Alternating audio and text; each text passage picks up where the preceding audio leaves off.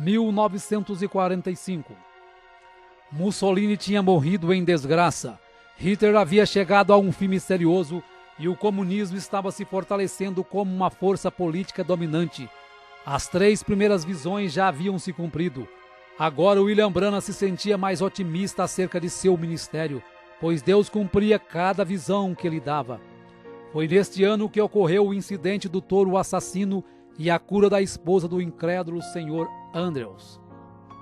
1946. No dia 21 de março de 1946, Meda dá à luz ao seu primeiro filho, uma menina chamada Rebecca Branham. Nesta época, todos os ministros o criticavam pelos incidentes que haviam ocorrido na sua vida. O paradoxo de pregar a cura divina e perder tantos queridos de uma só vez, e acabavam por dizer que todos os milagres que seguiam as visões procediam de poderes demoníacos. Isto deixou William Branham muito deprimido e já estava começando a crer que tudo o que acontecia com ele era obra do inimigo. 7 de maio de 1946, um dia que marcaria William Branham para o resto da vida. Em meio a um grande desespero, William Branham deixa $17 para Meda se sustentar e vai para a caverna Greensmill, o lugar onde ele fazia contato direto com Deus, e diz para Meda que não voltaria enquanto Deus não o tirasse desta opressão. Após muito clamar a Deus, um anjo lhe aparece e o comissiona dizendo que Deus irá enviá-lo para levar ao mundo um dom de cura. Para que as pessoas pudessem crer nele, era necessário que ele fosse apenas humilde e sincero, e seria-lhe dado 2 sinais como foi dado a Moisés. O primeiro seria que, ao pegar na mão direita do enfermo com a sua mão esquerda, poderia detectar a presença de alguma enfermidade. E o segundo seria que, por meio de uma visão, ele diria até os mais profundos pensamentos e intenções dos corações. Assim sendo, todos terão que crer. Em seguida, o anjo lhe mostra através das Escrituras que Jesus em seu ministério discernia os pensamentos e intenções dos corações e curava os enfermos. Enquanto isso, os homens religiosos chamavam isso de obra de demônios e chamavam-no de Beelzebu. Quando o anjo se foi, o irmão Branham retornou para casa convicto de seu ministério. Em um domingo, quando entrou à sua igreja, ouviu aos irmãos cantando "Somente crer". Quando sentiu a presença do anjo se aproximar, percebeu que este estava destinado a ser o seu hino tema. Passado alguns dias, William Branham procura o Dr. Roy Davis para contar acerca da sua comissão, e novamente o Dr. Davis diz que ele está apenas cansado e que foi apenas um sonho. Mesmo com a falta de incentivo, o irmão Branham estava determinado a seguir a comissão do anjo. Neste ano ele começa a exercer os sinais que a ele foi dado pelo anjo. Pessoas começam a procurá-lo para serem curadas. Através do primeiro sinal, do pegar na mão direita da pessoa enferma, curas e milagres começaram a acontecer. Um dia, o pai de uma criança curada por William Branham o convida para uma semana de avivamento e cura em St. Louis. E durante as reuniões em St. Louis, o irmão Branham fazia a chamada de altar para as pessoas que estivessem enfermas recebessem a oração da cura. No término da semana, os ministros de St. Louis estavam perplexos ao verem tantos prisioneiros serem libertos, câncer desaparecer, tuberculose sumir, surdos ouvirem, cegos verem, aleijados andarem, e por isso pediu para que o irmão Branham ficasse mais uma semana. Após 11 dias de cultos, o irmão Branham teria tocado e orado por mais de 1000 pessoas. Fisicamente, o irmão Branham estava esgotado, porém realizado por ter feito o que Deus lhe pedira, se dedicar por tempo integral ao ministério. Não muito tempo depois de chegar de St. Louis, um telegrama chegou do reverendo Adams de Arkansas, o convidando para uma campanha de cura por uma semana na sua cidade. Em agosto de 1946, William Branham estava em Camden, Arkansas, em um ginásio escolar. Na primeira noite, a coluna de fogo desceu sobre o irmão Branham no ginásio, operando curas, fazendo pessoas correrem, gritarem, desmaiarem. Um fotógrafo capta o momento em que a coluna estava sobre a cabeça do irmão Branham. Após uma semana de cura, teve que sair escoltado pela polícia, pois a multidão não o permitia nem andar. Após Camden, William Branham fez uma campanha de cura de uma semana em Pine Bluff e logo depois vai a Little Rock, a capital do estado de Arkansas. Do verão até o outono de 1946, William Branham pregou através de Arkansas sem parar, sem tempo para descanso. Eram comuns reuniões acabarem às 3 horas da manhã, e após os cultos, quando o irmão Branham exausto começava a cochilar, o telefone tocava, e do outro lado da linha uma pessoa enferma precisando de oração, e mesmo a quilômetros de distância dali, o irmão Branham nunca desprezou nenhum pedido de oração, indo até o enfermo e fazendo a oração da cura. Uma campanha de 8 dias em Jonesboro reuniu o maior número de pessoas que já haviam assistido um culto com o irmão Branham. Uma estimativa feita pelo jornal calculou 28 mil pessoas. O irmão Branham faz uma declaração valente que pretendia ficar ali no púlpito até a última pessoa enferma passar pela fila de oração. O primeiro dia e noite passaram, e o irmão Branham apenas tirava algumas horas para se deitar atrás do púlpito para cochilar, e quando acordava, a fila de oração ainda estava aliada, com o próximo enfermo esperando sua vez para receber oração. William Branham tomava suas refeições do lado do púlpito, assim ele podia continuar orando pelos enfermos o dia todo. Muitos ficavam dentro do auditório dia após dia, apenas enviando alguém para trazerem sanduíches quando tinham fome. Após 8 dias e noites orando, o irmão Branham se encontrava tão exausto, tanto física quanto mentalmente, que ao se deitar não conseguia adormecer. A fila de oração continuava crescendo cada dia mais, e já estava maior do que quando começou no primeiro dia, porém ele não conseguia continuar ali nem mais uma hora. Após 3 meses de campanha, William Branham volta para casa com 9 quilos a menos. Quando chegou em casa, havia aproximadamente 200 pessoas o aguardando, pois em todas as reuniões ele deixava seu endereço, para que quando alguém precisasse de oração, viesse até Jeffersonville em sua casa. Orou por estas pessoas até 2 horas da manhã, mesmo quando tentou dormir, carros continuavam chegando à sua porta por toda a noite. 1947. Embora não recuperado totalmente de seu esgotamento, em fevereiro de 1947, longas campanhas continuaram com oração pelos enfermos, sendo registrado aproximadamente 2.500 pessoas recebendo oração por dia. Passou por Louisiana, Texas, Arizona e pela primeira vez em Los Angeles, Califórnia. Em uma destas reuniões na Califórnia, ao curar uma mulher com câncer, em seguida seu esposo manda alguns rapazes levar um cheque de $1,5 milhão para William Branham, que mesmo vivendo em meio a uma grande pobreza, decididamente o recusa, pois quem havia curado sua esposa não era ele, e sim Jesus Cristo. Em todas estas reuniões, os irmãos Jack Moore e Hugh Brown o acompanhavam de perto, carregando o irmão Branham praticamente inconsciente da plataforma e o levando para os hotéis. Jack Moore estava exuberante com esse ministério fenomenal, então viaja para convidar Gord Lindsay, um editor de uma revista, para presenciar também tamanhos milagres. Em abril de 1947, pregou em Phoenix para pessoas que tinham como língua o espanhol. Foi a primeira vez que prega com um intérprete. Em maio de 1947, após um culto de cura, ao dividir o quarto com Billy Paul, de 11 anos, o anjo de Deus aparece ao irmão Branham numa madrugada. O irmão Branham pede permissão para que Paul o veja também. Então ele acorda Billy Paul para ver o anjo que sempre está ao lado de seu pai. Ao amanhecer, o irmão Branham olha pela janela do hotel e vê caminhões carregando cadeiras de rodas, macas e muletas acumuladas do culto de cura da noite anterior. Nesta noite o anjo lhe repreende, dizendo que ele estaria confinando muito o dom de cura para realizar milagres. O anjo queria dizer que o irmão Branham procurava sempre realizar um milagre para levar as pessoas a crerem na cura.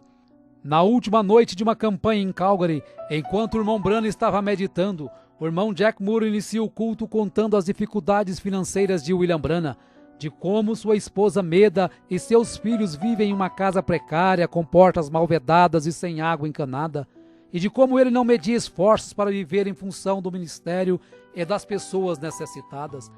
Então ele dá uma oportunidade para os irmãos darem uma oferta de amor, que seria exclusivamente para comprar uma nova casa para William Branham. Quando o irmão Jack Moore vai entregar o valor arrecadado para William Branham, ele ainda rejeita, mas pela insistência e não ser possível mais devolver o dinheiro, relutantemente ele aceitou a oferta. 1948. Em janeiro de 1948, quando o irmão Branham estava indo para uma campanha na Califórnia, recebe a visão de um menino sendo ressuscitado e pede para que todos anotem esta visão na página branca da Bíblia, pois não sabia quando nem onde aconteceria.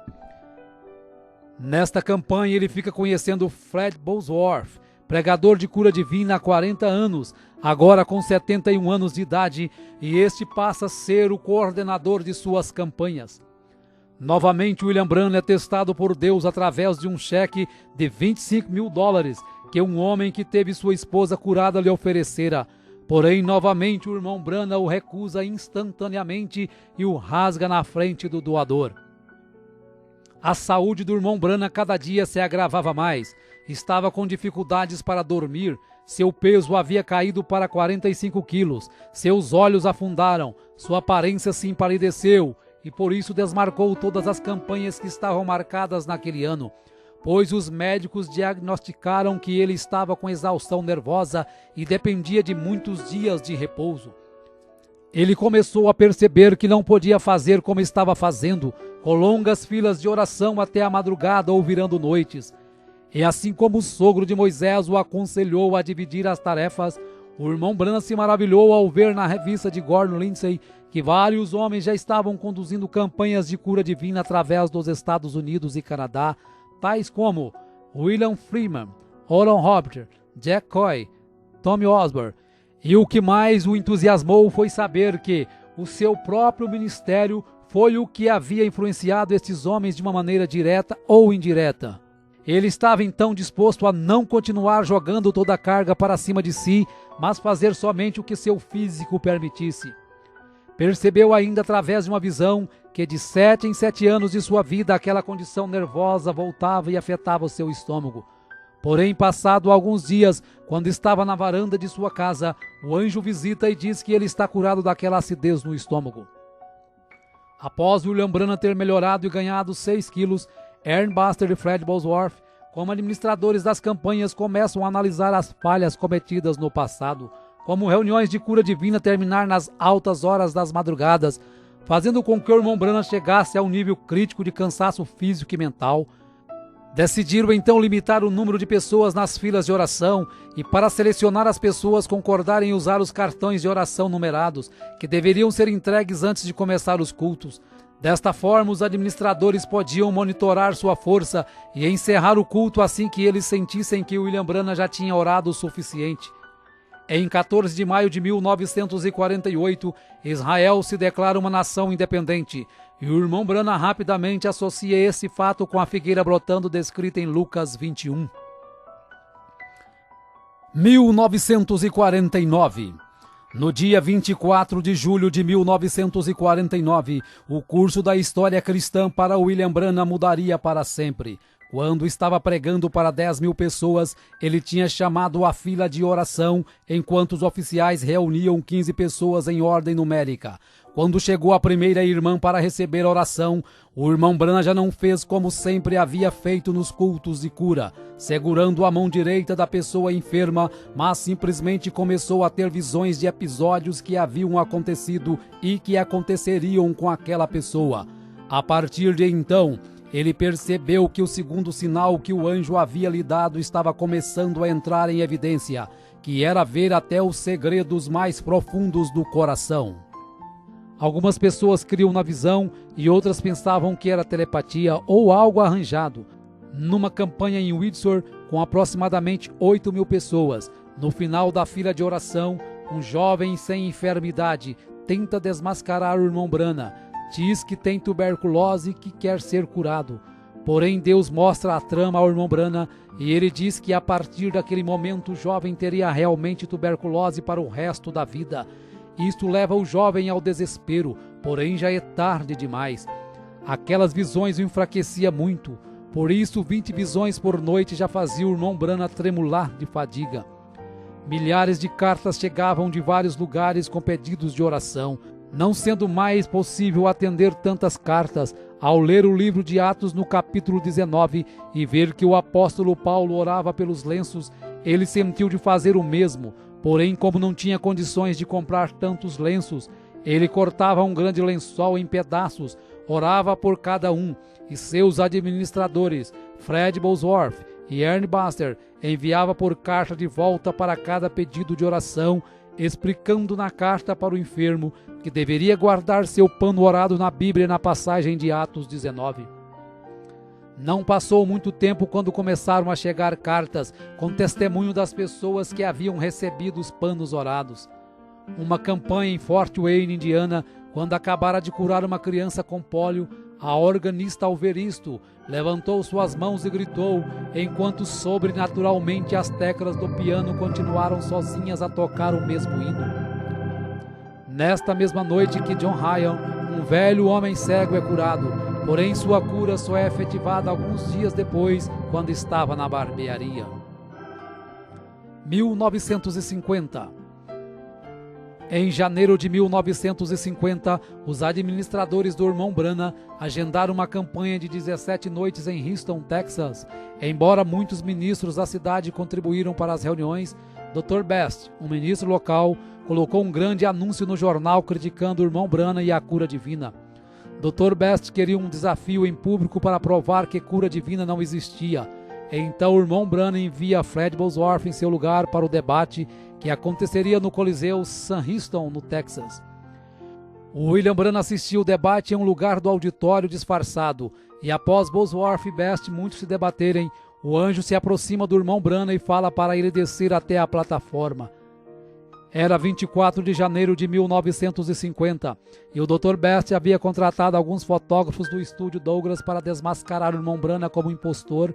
E quando o irmão Branham começou a falar sobre o seu nascimento sobrenatural e o dom de cura que Deus havia lhe dado, aquele ralo de luz desceu e pairou sobre sua cabeça. Enquanto isso, os fotógrafos rapidamente aproveitam para fotografar o momento em que a luz estava sobre ele.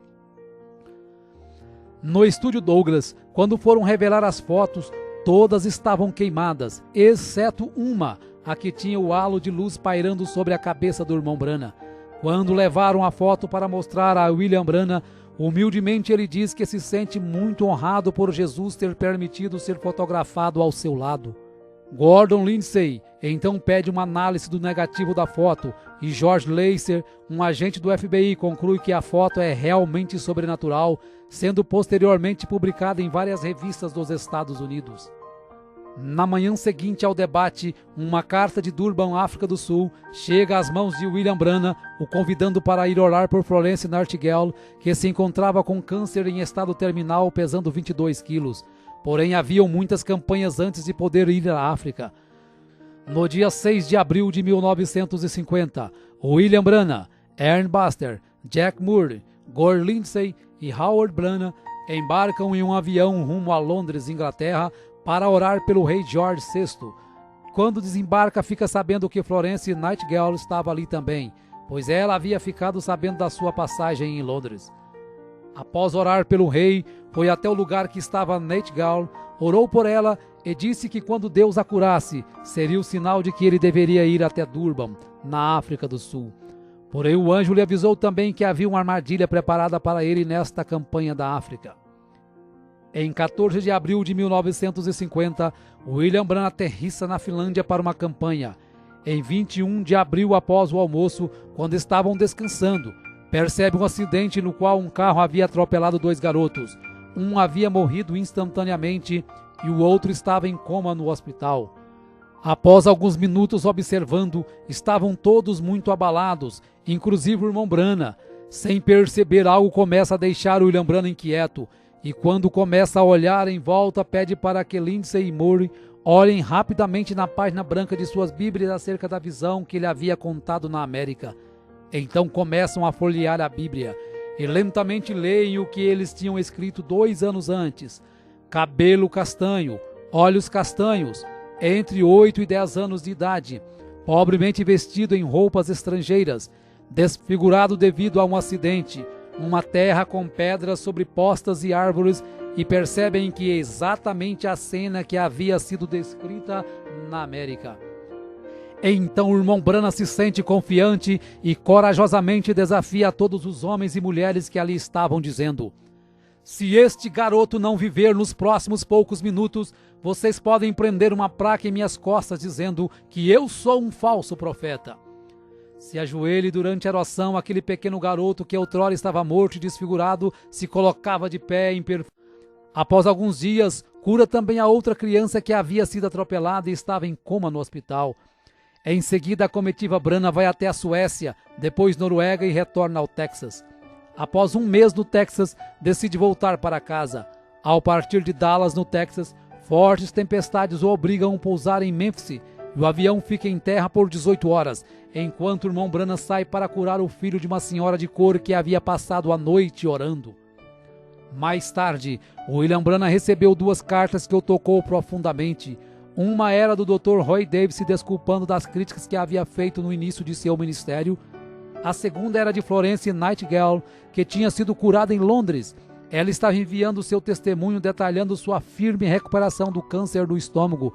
Nos 6 meses que tinham se passado, o peso dela tinha subido de 22 para 70 quilos.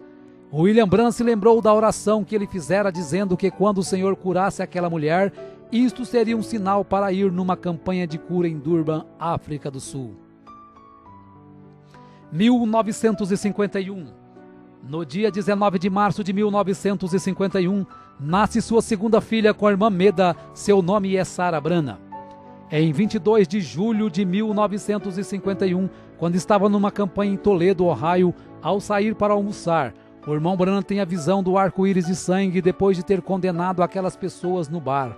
Volta e conduz a mulher que estava vestida indecentemente a Cristo. No dia 6 de outubro de 1951, a comitiva de William Branham aterrissa em Johannesburg, África do Sul. Johannesburg estava sendo abalada pelo profeta William Branham. Cada reunião estimava-se aproximadamente 15 mil pessoas. Quando Ernest Baxter o avisou que estariam partindo para outras cidades do sul, o anjo mostra ao irmão Branham que ele não deveria ir embora de Johannesburg agora. Deveria ficar em Johannesburg por mais 2 semanas e logo depois, mais 10 dias numa caçada com Sidney Jackson, um homem que ele conheceria dias depois. Após isto, deveria ir direto a Durban e ficar o tempo que Deus quisesse que ele ficasse. Foram muitas horas de discussão para tentar convencer os coordenadores da campanha acerca do que Deus havia lhe dito, porém de nada adiantou, pois o comitê organizador já havia gastado muito dinheiro nos anúncios e estavam dispostos a continuar um roteiro independente do que o irmão Branham dissesse. O irmão Branham então foi orar a Deus, e quando estava orando à noite em seu quarto, recebe a visita do anjo que diz para ele ir para as cidades do sul com os coordenadores, conforme eles tinham programado. Porém, esta era uma vontade permissiva de Deus, e ele sofreria muito por isto. Nesta hora, William Branham recorda da visão quando o anjo lhe fala da armadilha que estava preparada para ele na África. Após vários dias de campanha por várias cidades, a comitiva chega a Durban, em 20 de novembro de 1951. O abdômen de William Branham doía muito, e logo ele percebeu que era por sua desobediência. Os cultos seriam realizados no hipódromo Greyville e os sermões seriam pregados com auxílio de 15 intérpretes. Na primeira noite, o irmão Branham nota a grande quantidade de raças e o administrador lhe explica que Durban era a única cidade que o governo permitia colocar todos no mesmo lugar. Então o irmão Branham entendeu o porquê Deus queria que ele fosse direto para Durban. O profeta continua sentindo fortes dores no abdômen, mesmo quando estava orando e os enfermos sendo curados. Ele pedia para ser curado também, mas não era respondido, e se viu merecedor daquela rejeição pela desobediência. Em um momento chegou a ser tirado da plataforma chorando de dor. Todos os recordes de frequência estavam sendo quebrados naquelas reuniões. No culto de domingo à noite, estimou-se aproximadamente 50 mil pessoas. Foram tantas curas e libertações que quando o prefeito da cidade chamou o irmão Branham na janela do hotel, ele ficou atônito vendo 7 caminhões de gado abarrotados de cadeiras de rodas, muletas, macas e aparelhos, sendo seguidos por uma multidão de nativos de todas as tribos, ombro a ombro, sem inimizade, cantando somente crer, tudo é possível somente crer. Durante 10 semanas na África, a comitiva William Branham tinha conduzido 120 cultos em 11 cidades, com a frequência de 500 mil pessoas e 10 mil pessoas sendo conduzidas a Cristo pelo batismo. Tudo isso exigiu que o irmão Fred Bosworth continuasse na África por mais um mês para ajudar aos ministros locais a estabelecerem os novos convertidos a Cristo. 1952. O irmão Branham estava vivendo semanas em um estado miserável com muita dor. Recebe o diagnóstico de uma amebíase invasiva, que era a terceira pior enfermidade que existia. No final de fevereiro de 1952, ele retorna ao médico, que diz que o seu estado está cada vez pior e que se as amebas caírem em sua circulação sanguínea e chegar ao seu cérebro ou seu coração, ele viveria apenas mais 10 horas. Às 3 horas da manhã, o anjo acorda e lhe diz que ele está curado daquelas amebas, pois o preço da vontade permissiva já havia sido pago.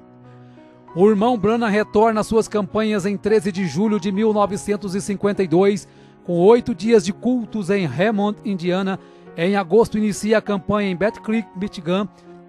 Durante esta campanha, o anjo do Senhor se aproxima de William Branham e diz: encerre as reuniões em Battle Creek e vira a Minneapolis imediatamente. Mais uma vez o irmão Branham teria que sair de um compromisso para cumprir a vontade perfeita de Deus. Só que dessa vez ele não desobedeceu a Deus, passando no teste que Deus lhe dera, mostrando o que aprendera com o acontecido na África. 1953. Após alguns meses de campanha em 1953, passando pela Flórida, Arkansas e Indiana, o irmão Branham decide passar o resto do verão descansando em casa. Neste verão, quando estava no quintal de sua casa, é surpreendido por um enxame de abelhas que o teriam matado se não fosse a manifestação do amor divino. Em agosto de 1953, o profeta recebe a proposta do pastor Leroy Cope de Los Angeles para fazer um filme documentário acerca do seu ministério, o qual Cope chamaria de O Profeta do Século XX. Em uma manhã de agosto começaram as gravações. Foi neste período que Billy Paul, com 18 anos, começou a se distanciar dos caminhos de Cristo. Mesmo sendo aconselhado por seu pai, decidiu tomar o caminho errado. Após algum tempo de rebeldia, se encontra na cama de um hospital, quando o anjo ordena que William Branham vá até ele. No quarto do hospital, o irmão Branham avisa que é ele que tem que orar, pois ele que pecou. Após sua oração, ali mesmo Billy Paul é curado e levado de volta para os caminhos de Cristo. 1954. Em setembro de 1954, começou sua terceira viagem além-mar, voando para Portugal. Saindo de Portugal, voou para Roma, na Itália, onde tinha uma audiência marcada com o Papa. Porém, a cancelou logo que lhe foi descrita as formalidades de beijar o seu anel e chamá-lo de Santo Pai. Saindo de Roma, voou até Cairo, no Egito, onde visitou as pirâmides. No dia seguinte, seu entusiasmo havia crescido, pois estava indo para Jerusalém. Porém, quando estava esperando o voo no aeroporto, o anjo lhe diz para não ir, porque ainda não era a hora e a Palestina não era seu lugar. Não seria fácil, mas ele teve que ignorar todos que o aguardavam na Palestina e obedecer ao mandado de Deus. Então ele remarca sua passagem para Atenas, na Grécia. Partindo da Grécia, voou para a Arábia Saudita e dali para Bombai, na Índia. Em Bombai, o público supera todos os recordes de todas as reuniões já presenciadas pelo irmão Branham. O prefeito estimou 500 mil pessoas em um só culto. Ao voltar da Índia, com o corpo exausto, em outubro vai para as montanhas do Colorado caçar e retorna ao lar reanimado corporalmente. 1955. Após 7 anos de evangelismo internacional, ele estimou que 500 mil pessoas tinham aceitado a Cristo como seu Salvador, e não era possível estimar quantos milhões receberam a cura através de suas orações.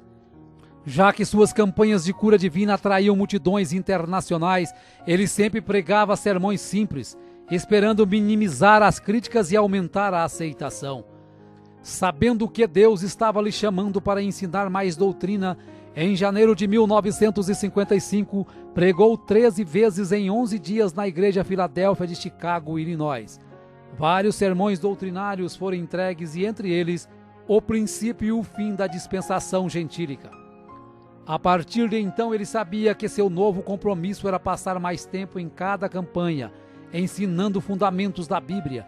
Isso sem dúvida alguma estava fazendo algumas pessoas se sentirem desconfortáveis. Sob a coordenação de Jack Moody e Hugh Brown e com Billy Paul na distribuição dos cartões de oração, o irmão Branham fez várias outras campanhas, entre elas Phoenix, Arizona, quando teve a visão de Adão saindo do jardim do Éden com Eva por sua própria vontade, e em seguida foi orar pelos índios apaches em São Carlos. Em 4 de março de 1955 foi a Los Angeles, Califórnia, e lá percebeu que filmes e apresentações de televisão estavam distanciando muitas pessoas das coisas de Deus, pois a frequência em suas campanhas estavam caindo nos últimos 3 anos. A cura divina já não estava sendo tão acreditada, por ter surgido tantos charlatões com todos os tipos de teorias e sentimentos estranhos e chamando isto de sinais de Deus. William Branham percebe que a igreja pentecostal estava se esfriando muito, estavam começando a criar grupos e denominações, então começa a luta para levar o povo a viver a verdadeira vida cristã acima de qualquer dogma ou denominação. Em 1950, o irmão Branham ouve uma voz dizer que ele teria um filho, e este se chamaria José, apesar de ter tido apenas 2 filhas, e o médico dizer que Meda não poderia mais gerar filhos. No dia 19 de maio de 1955, nasce seu 3º filho com Meda, chamado José Branham. Em 18 de junho de 1955, William Branham aterrissa em Zurique, na Suíça, com a programação de falar por 9 dias. Estima-se 50.000 pessoas que aceitaram a Jesus como seu salvador pessoal durante esta campanha. Após sua campanha em Zurique, William Branham passa alguns meses descansando com sua família e no dia 24 de julho de 1955 prega a mensagem Espíritos Sedutores, pois percebe que os ministros não pregavam contra a carnalidade e alguém tinha que fazer aquilo. Alguns dias depois, cura a gambá que havia sido atropelada e estava parada na sua porta. A convite de um pastor, em 11 de abril de 1955, William Branham e seus coordenadores voam para uma campanha em Karlsruhe, na Alemanha, e em seguida vão para Lausanne, na Suíça. No final da campanha, 40 ministros se ajuntaram para uma entrevista com William Branham no saguão do hotel. Após algumas perguntas, os fotógrafos que estavam presentes, ao perceberem o halo de luz sobre a cabeça do irmão Branham, tiram 4 fotos sequenciais, sem a ajuda do flash, mostrando claramente a mesma coluna de fogo que guiou o povo de Israel na saída do Egito. Após a última campanha do ano em San Fernando, na Califórnia, uma visão mudaria o curso do seu ministério. O anjo aparece e lhe fala de como ele deveria ganhar as almas para Cristo e lhe mostra as 3 puxadas. A primeira foi quando ele tomou as pessoas pela mão e pôde sentir as vibrações de suas enfermidades. A segunda foi o discernimento que lhe permite saber os segredos dos corações. E a terceira será algo mais reservado, não será um show público. Esta visão o deixa muito inquieto e preocupado, pois ainda não sabia o que seria a terceira puxada. 1956. No dia 16 de março de 1956, William Branham, acompanhado de Billy Paul e seus administradores atuais, Jack Moody, Young Brown, Miner Arganbright, voam para a cidade de Tacubaya, no México. 25.000 pessoas lotavam o estádio de futebol em um dia chuvoso, quando uma mãe mexicana com um filho morto nos braços, desesperada, força todas as barreiras humanas para conseguir chegar à plataforma. O irmão Branham ainda tentou colocar o irmão Jack Moore para orar pela criança, porém uma visão faz com que ele ore e ressuscite aquele bebê. Neste ano pregou muitas mensagens na América, mostrando vários pontos doutrinários e sempre lutando contra a decadência moral do seu país. 1957.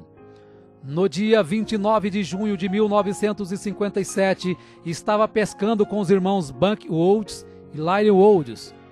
Ao fisgar um pequeno peixe que havia engolido o anzol e em seguida soltá-lo ao rio já morto, o anjo fala para o irmão Branham ressuscitar o peixinho. Isso foi para mostrar que Deus se interessa também pelas pequenas coisas. Em outubro de 1957, Quando estava caçando, chega um recado que seu irmão Howard, que lhe ajudara nas campanhas, acabara de morrer.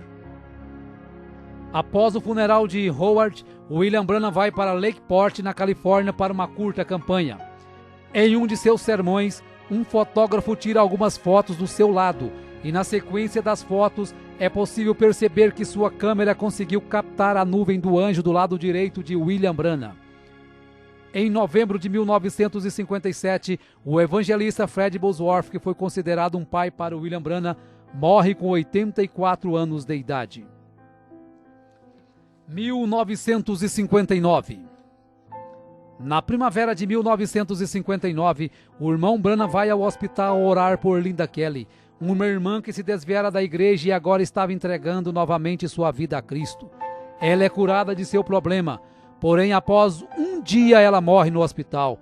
Esta notícia atordoou ao irmão Branham e em um momento de fraqueza diz que Deus devia satisfações a ele.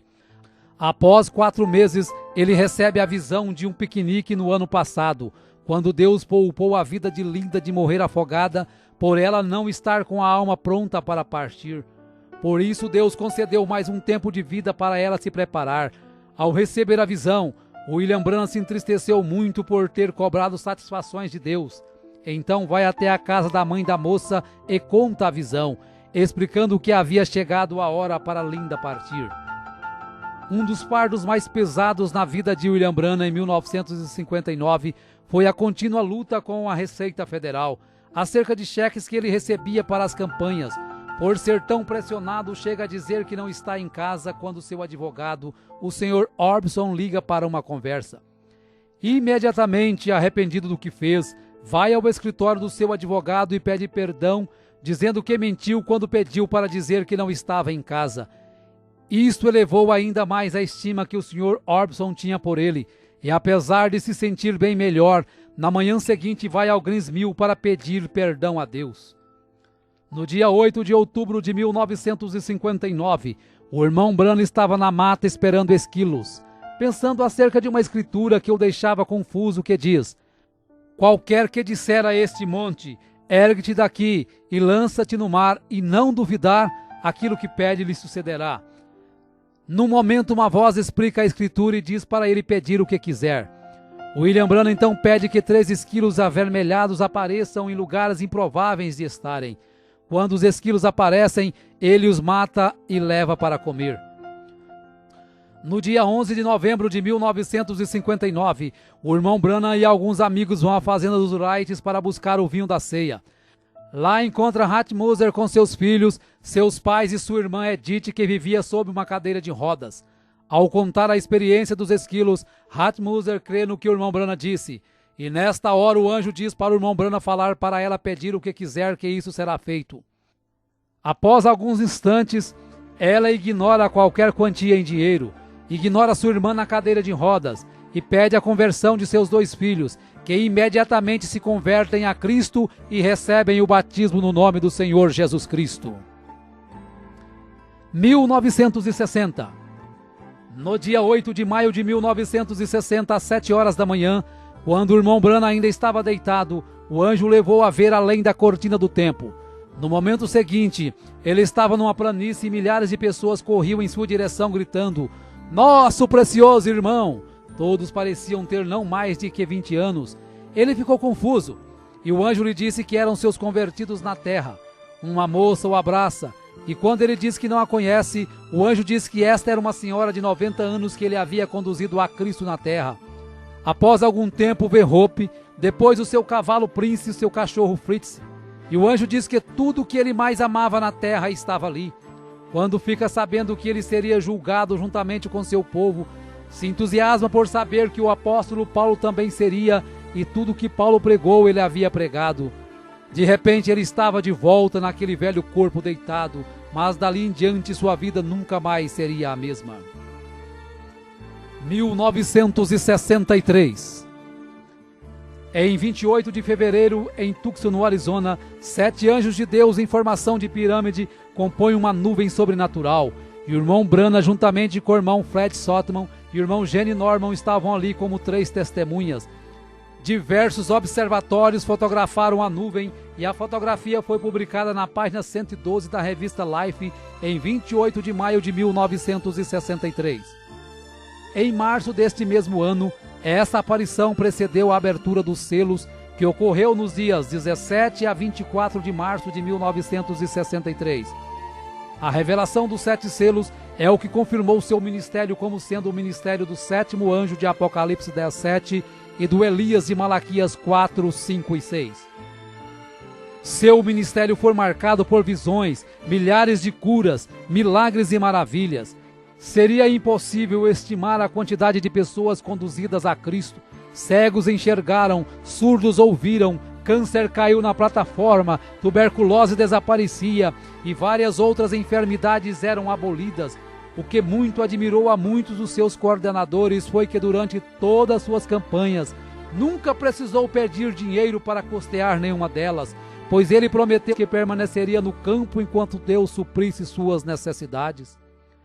Quando conheceu as mansões que Oral Roberts e T.L. Osborne haviam construído com o dinheiro arrecadado durante as campanhas, se sentiu indigno por ter apenas alguns dólares em sua conta bancária e saber que o ministério destes homens haviam saído do seu ministério. Porém Deus se aproxima e diz ao irmão Branham: eu sou a sua porção. 1965. No dia 18 de dezembro de 1965, o irmão Branham estava retornando de Tucson, no Arizona, a Jeffersonville, Indiana, e havia programado ao retornar pregar sobre um tema intitulado A Trilha da Serpente. Na viagem estava Billy Paul com sua esposa Lois, seu filho Paul e José Branham em um carro, e no outro carro logo atrás estavam William Branham com sua esposa Meda e sua filha Sarah. Era aproximadamente 7:30 da noite quando o carro do irmão Branham colidiu de frente com outro veículo conduzido por 2 mexicanos embriagados, que estavam dirigindo na contramão e com o farol esquerdo queimado. Quando Billy Paul olhou no retrovisor e percebeu o acidente, volta e encontra morto um dos rapazes mexicanos e sua família em estado muito grave presa às ferragens. Billy Paul pediu para seu pai falar a palavra e ele sairia daquelas ferragens imediatamente. Porém, o irmão Branham disse que o dom era para ser usado para os outros e não para si mesmo. Tanto que, ao saber que Meda estava morta, colocou a mão sobre ela e a ressuscitou ali mesmo no local. Quando o corpo de William Branham em coma deu entrada no hospital, muitas pessoas que estavam internadas até mesmo na UTI foram curadas instantaneamente. Apesar de todos os esforços, o irmão Branham veio a falecer no hospital 6 dias depois do acidente. As irmãs Meda e Sarah, com algumas fraturas, receberam alta alguns dias depois. O irmão Branham morreu aos 56 anos de idade, em 24 de dezembro de 1965, às 5 horas e 49 minutos. E como era o seu desejo, Billy Paul, juntamente com os irmãos que estavam ali no hospital na hora da notícia do seu falecimento, tiraram os chapéus e cantaram a estrofe do hino: somente crer, tudo é possível, somente crer. O irmão Branham foi sepultado alguns meses depois, em abril de 1966. Porém, sua morte não pôs fim a seu ministério, e hoje, 100 anos após o seu nascimento, nós podemos dizer que muito em breve estaremos estreitando sua mão e diremos juntos: nosso precioso irmão, obrigado pelo seu esforço, pela sua renúncia, por seu ministério. Estamos unidos hoje para estarmos juntos amanhã.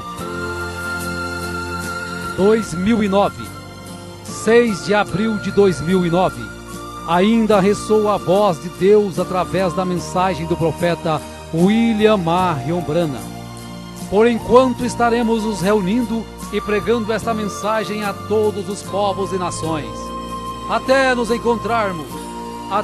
encontrarmos com Jesus.